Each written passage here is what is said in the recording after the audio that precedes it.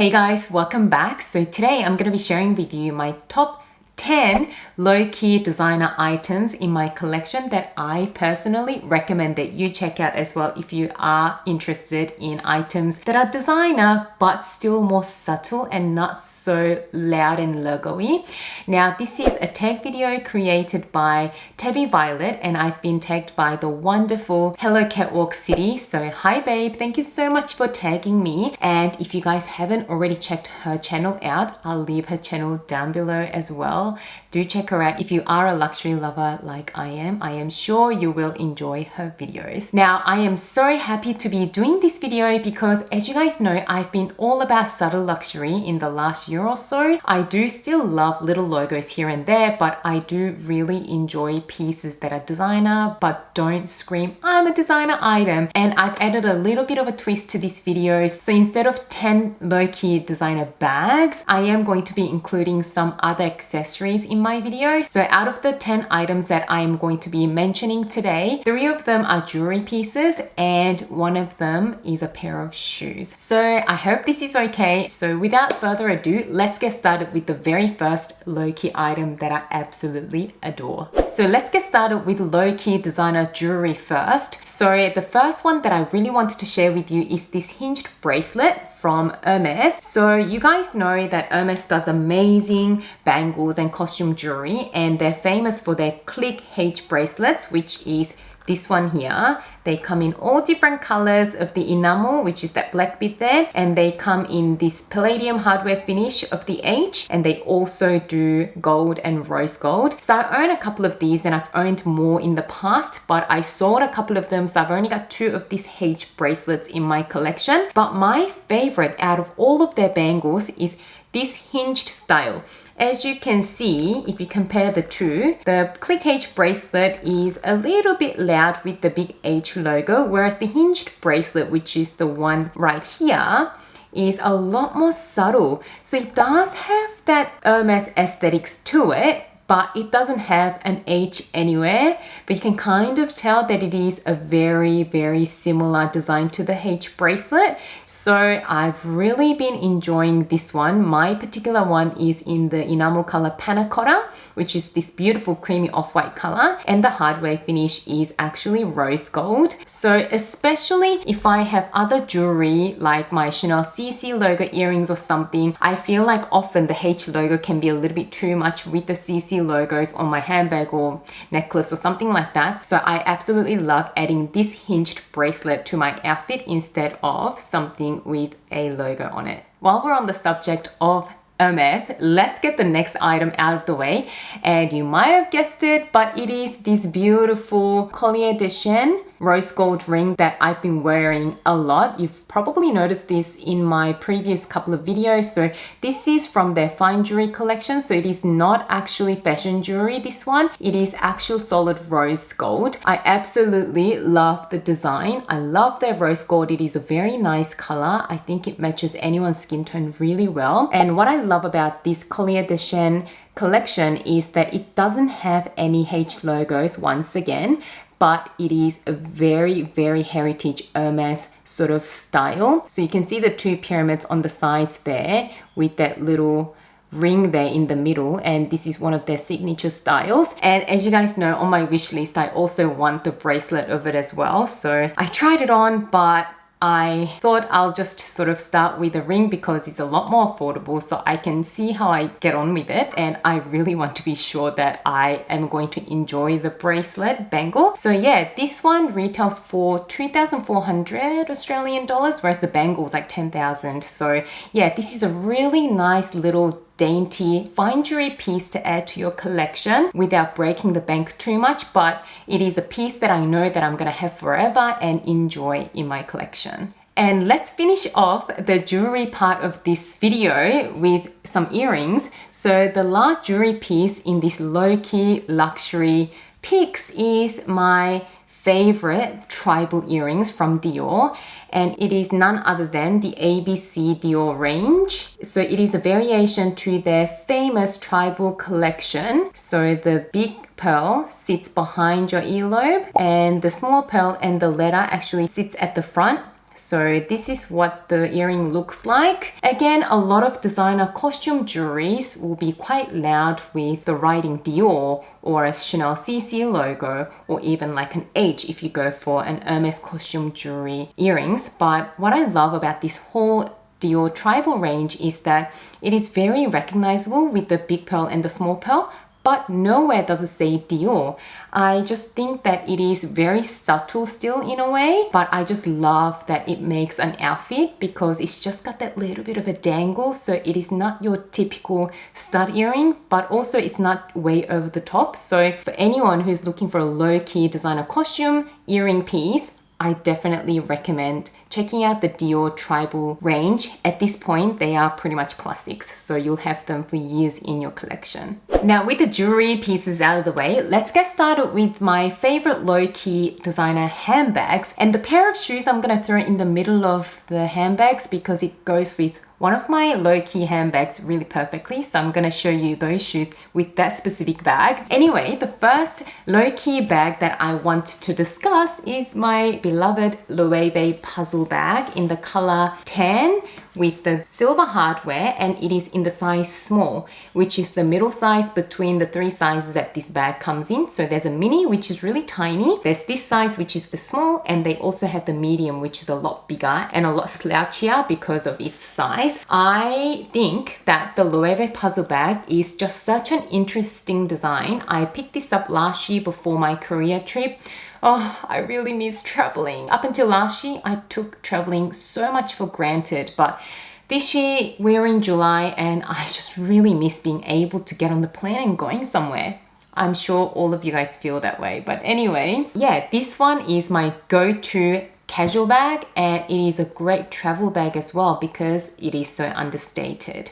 So someone who knows Loewe well would recognize this instantly as a Loewe bag from its very unique but very, very characteristic design. But someone who may not be into luxury bags will never really even know that this is a designer bag. So it pretty much only has the small Loewe logo there, which is also a very subtle logo. Not everyone would also recognize that as a Loewe logo. It is a Spanish designer, and I just think that there's nothing really like this on the market. It is such a unique design because sometimes I feel like a lot of designers actually get inspired by each other's designs, like the new Louis Vuitton Pont Neuf bag. I feel like that looks so much like a Gucci bag and it is kind of boring, the design, whereas this puzzle bag is just a kind of its own. There is nothing like this out on the market, so I just love that uniqueness, and it is also very, very functional. It does have a top handle for easy grab and go, and it also has an adjustable shoulder strap, so very, very versatile. So you can wear it as a shoulder bag or even a crossbody bag, and it also got a back zip compartment there for little items that you want easy access to. So very functional, low-key and practical bag. The next low-key designer handbag I wanted to talk about is the Chanel Reissue Bag. My particular one is in this beautiful ivory color with light gold hardware, and it is in the size small or the size 225. So this bag comes in 4 different sizes. There is 224, which is a mini, and then there's this one, and then there's 226, which is a little bit larger, and there's a 227, which is like a jumbo size. So this is one of the smaller sizes. And for a bag that looks a little bit more dressy like this, I do prefer it in a smaller size for sure, because it is a little bit more evening appropriate and it looks nicer with dresses and, you know, sort of formal attire. So I really love the fact that the turn lock doesn't have the CC like their classic flaps. So the Reissue Bag, otherwise known as the 2.55 classic bag, is actually the design that Coco Chanel herself designed back in February of 1955. So this Mademoiselle lock, which is just the rectangular lock here, was the original lock that she designed, and then the CC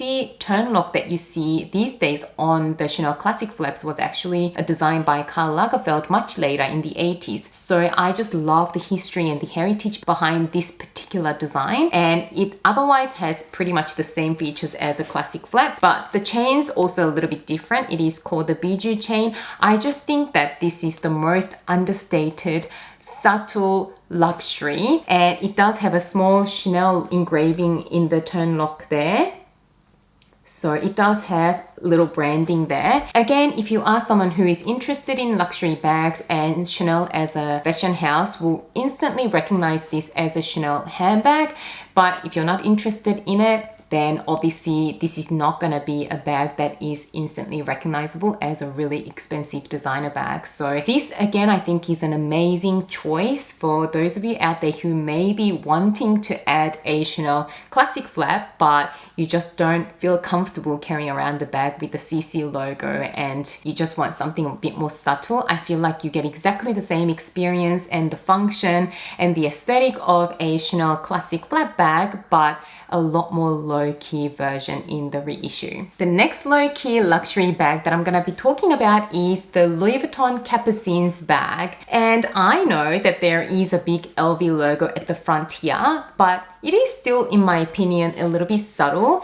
If you look at it from afar, all you see is that sort of V area there, because half of the L and most of the V is actually covered in the leather color there. So I think it is still subtle. Unless you look at it up close, it's not really that recognizable. Of course, unless you are a seasoned luxury lover, then obviously you'll instantly recognize it. This is like the theme of this video. I feel like all of these items are instantly actually recognizable by a luxury lover, but not by non-luxury lovers. But it is also one of the Louis Vuitton designs that is not so commonly seen, like the Neverfull or the Speedy with the monogram canvas. I feel like most people associate Louis Vuitton with the monogram canvas, with all the LVs plastered across the canvas material. So when it comes to a Louis Vuitton leather bag, I feel like they are already a lot more subtle because of the lack of the monogram. And with the Kappa Scenes bag in particular, if you wanted to make it even more low-key,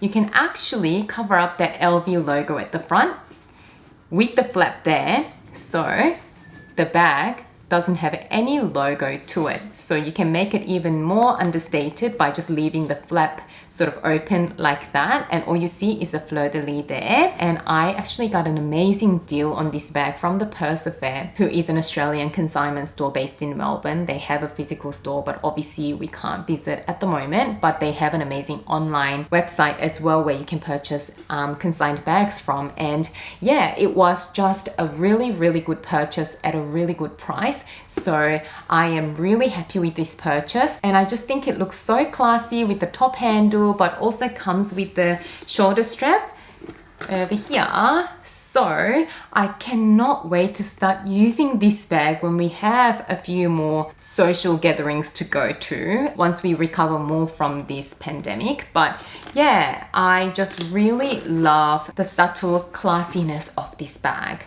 And now is the time to talk about my one pair of shoes in my collection that I think is such a nice subtle luxury, which are these Roger Vivier Bell Trumpet pumps.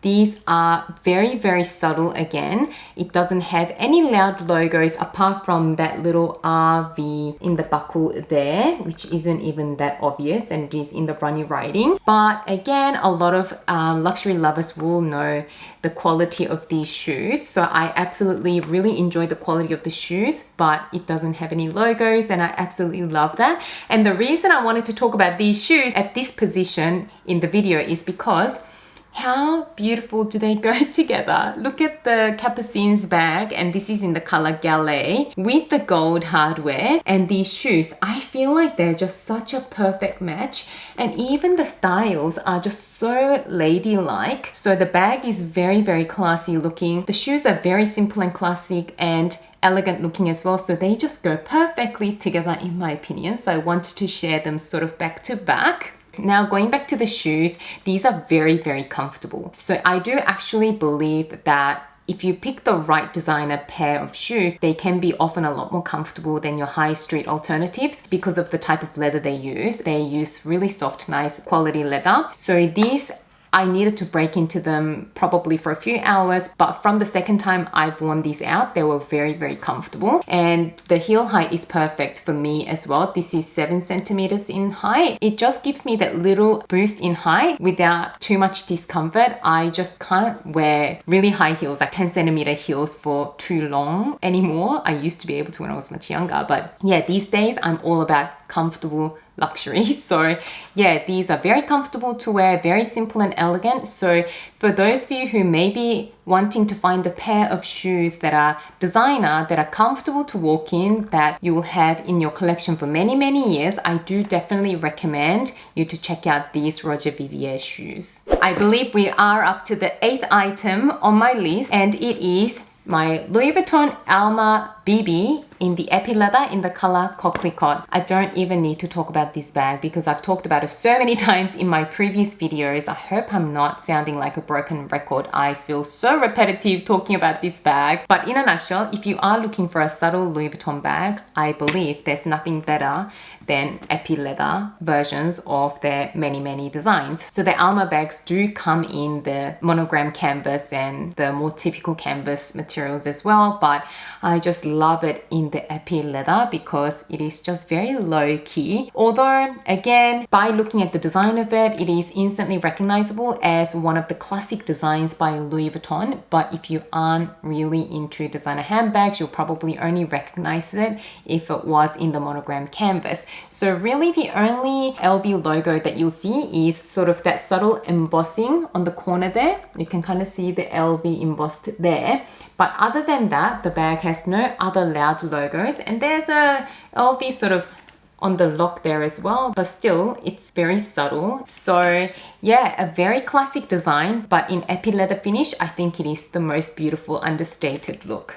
And next up, of course, we cannot do this video without my beloved Forêt Lepage Daily Battle Tote. Again, I've talked about this in so many videos, so I don't even need to talk about it much more, but it is pretty much my favorite designer tote bag at the moment, and it is a nice alternative to the Louis Vuitton Neverfull, which is just not low-key at all. Everyone can recognize that bag as a designer bag, and also there are a lot of fakes of that bag out there. So if you want a designer tote bag but you really don't want the Louis Vuitton Neverfull, which is often a lot of people's first designer bag, then I do recommend that you look into this Forêt Lepage Daily Battle Tote.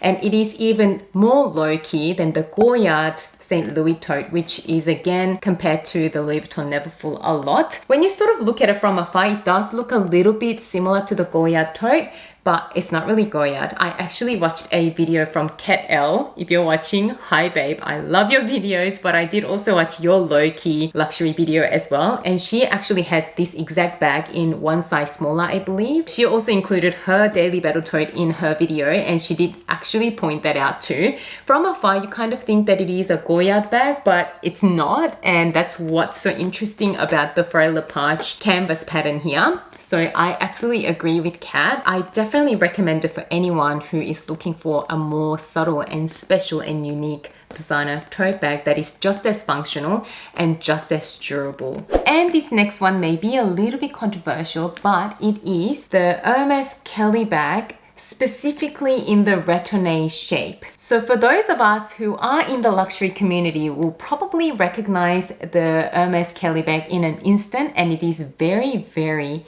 classic Hermes. But I still do believe that the Birkin is a lot more fleshy looking because they are a lot more publicized in the traditional media, and they've been sort of publicized for a lot longer than the Kelly. So the Kelly from Hermes has always been a little bit of an underdog to the Birkin, but lately it is gaining a lot of popularity, I think, because of its more elegant look and also because of the shoulder straps. So it is a little bit more versatile. But even then, as an Hermes Holy Grail bag, I feel like the Kelly is still a lot more subtle and low-key than the Birkin. And especially in a smaller size like this one. This is a size 25, although I know the color is very loud, so I mean, it catches a lot of attention.